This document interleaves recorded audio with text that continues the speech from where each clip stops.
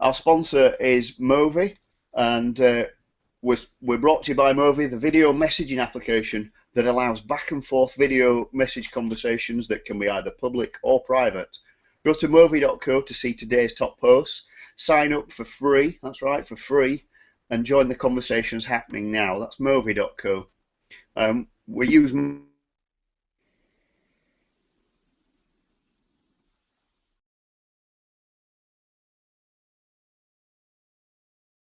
ado. I'll share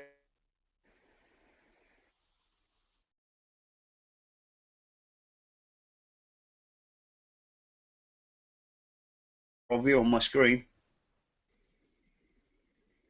Hello, John. Good morning, Ian. That's great stuff. It was just in the middle of a slide transition there. So good morning, and thank you for inviting me on the sharp end. No problem. Thanks for being here. Okay, so let's kick off then with setting those long-term objectives. Jeff Bezos came to market with Amazon.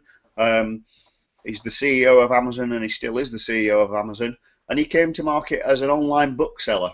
Okay, but obviously Jeff had a much longer-term objective in mind, and that's borne out by the development of Amazon and all the other things that it does right now. So can we just kick the setting long-term objectives around a little bit, John? Yeah, please, let's jump in. So one of the exciting things about working at Khemeia Consulting is that we work with startups and we work with SMEs, and we have done now for over 5 years. And typically, when we sit down and we speak to people, the business owners or business founders as it might be, we work on a 3-year time horizon, which in their eyes is a long-term objective to scale the business for growth, because we only work with high growth technology based companies. However, Jeff is different. Jeff works on a different time scale altogether. He's on record as saying that they work on a 5 to 7 years time scale. Oh my word, 5 to 7 years. He's also saying that he plants the seeds and he lets them grow. And he's very, very stubborn. Now, to get my memory going on a Monday morning, I'm going to try and quote him. So we'll see what pops out of my mind. Okay, we're off. So we've had 3 big ideas at Amazon, which we've stuck with for 18 years. They are put the customer first, invent, and be patient. Now that's really interesting, because one of the things we do when we speak to small businesses is we say that every action has a consequence, and you've got to consider the short and the long term. That's absolutely right. And when we come back to our core beliefs of every business can be profitable, that invention, that willingness to be patient is absolutely crucial in bringing new technology projects to market. So having that long-term horizon and that long-term objective of where you're trying to get to is absolutely crucially important, and it helps you keep focused and keep driving the business forward. And that's exactly what Jeff Bezos has done, isn't it? Yeah. So he established Amazon as a bookseller, then it became a marketplace, and actually behind the scenes there are lots of other things, infrastructural things that they were investing in. So cloud computing, so they developed the cloud computing network to drive their own infrastructure, but then realized they built such an awesome infrastructure that they could sell that out to other people, and the likes of you and I, and they became one of the largest cloud computing suppliers in the world. Yeah, yeah. So let's move on and talk about actively looking for those those new opportunities and investment, because we're kind of talking on the development now. It doesn't seem obvious, at least to me, to take an online bookseller to a marketplace. What do you think, John? Yeah, I agree with you. I mean, long gone are the days where I used to get 100 orders a day and work out of his back garage. Completely gone. One thing is true though, which is his long-term objective, that he's got a goal in life and he wants to become the world's most customer-centric company. Now, in order to do that, that's really quite tough. So he wants to be the place where customers can find and discover anything online. Now, he's achieved that. But in order to do that, he's on record as saying that he's bold about and he's bold rather than timid with investment decisions. Now that's good, but what that also means to me is that he's got a mindset there, which is he wants to be leading the sector, but in leading the sector, he's also prepared to take some risks, and not everything works, but also he's prepared to learn and adapt from his failures, because the flip side of this is that if it does work, he's got a massive potential upside when he decides to invest in a new line. No, absolutely. And it's So interesting, isn't it, when we talk about that transition from bookseller to marketplace, a lot of that infrastructure had been built as a result of becoming the #1 online marketplace for books. So to then expand that infrastructure to become an online marketplace for other things, and then bring in other sellers, it seems now like an obvious thing to do. I'm sure at the time it sounded like a big investment decision and quite a long-term plan to do that.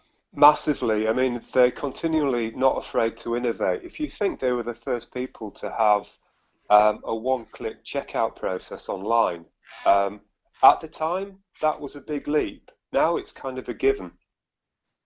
And it's quite revolutionary as well, isn't it? So, the way payments work like that, to make that whole checkout process. I mean, if you remember the early days of online e-commerce, it was absolutely really painful to Yeah, get your goods from your basket to your payment, to putting your card details in. And I think that putting putting the customer first, and making sure that your customers come back to you, is part of that cycle. So, they really looked at that process that causes a lot of drop off in e-commerce and fixed it. And yeah, that's a massive value add, really. yeah. So a quick word to one of our other shows. On a Wednesday, we have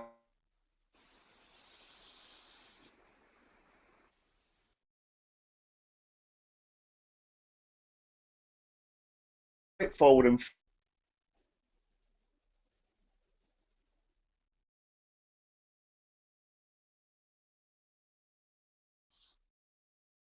which is prepare to reinvest your profits. There's been a lot of talk around analysts and the market and whether Amazon is a good investment or not.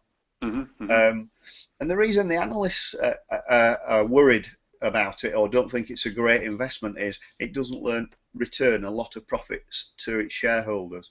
But what it does is very similar to what Apple did in its growth, and it takes its profits and reinvests them, putting them into those new ideas and being, I think the term you used was a bold investor. Yeah. So Bold, Jeff, sorry, go ahead.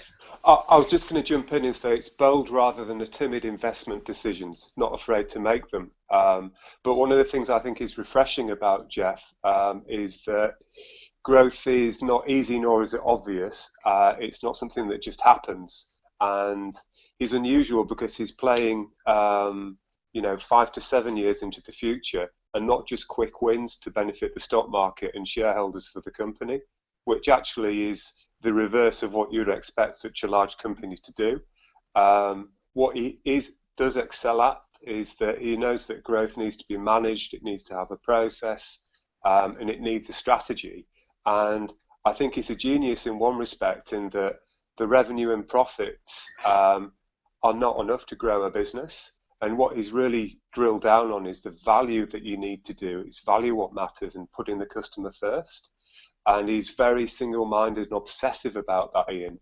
So what he's able to do is great products, great service, and people trust the solution. And it brings all those two things. He brings those two things together. No, I think that's right, John. And that focus, that core focus on the customer is crucial, really, to any business success. Especially when you're then going to make an investment decision in bringing a new service to market. If you Yeah. don't focus on the customer, then you stand a high likelihood of failure. I think if I was to say three things, Ian, that he's been really great at doing with profits, that would be the perceived value and price that the customer gets when they shop at Amazon. You think you're getting a good deal. First thing. Second one is you've touched upon it earlier, is the efficient distribution network that is built up in order to ship the product. And that's all built on a hub, which is an understanding about cross-selling to your best customers. No, absolutely, and they've built infrastructure there, haven't they? That means that they can deliver that excellence out to clients. Yeah. I can't wait to see the Google drones. I have to say, I'm quite enthusiastic about that. Drones are a big thing in the technology world right now. I think CES was absolutely full of drones. And these are little quadcopters that can do all sorts of great things. And Amazon even have been looking at ways of using them to do very timely deliveries to people. So yeah, that could be good. Let's hope they don't use Apple Maps though, otherwise they'll be dropping that sea and things. Yeah, absolutely. So just to quickly recap then.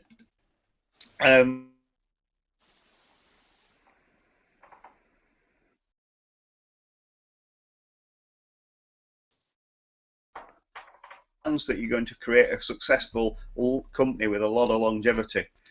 That's it for today from At the Sharp End. Thanks a lot to Jon Stephenson for joining us. And next week we're going to be talking about why business plans are a waste of time. That's episode 33 of At the Sharp End. I do hope you'll join us then. So right now it's bye from me, and thanks a lot to Jon. Bye, Jon. Thank you. Have a great day, everyone.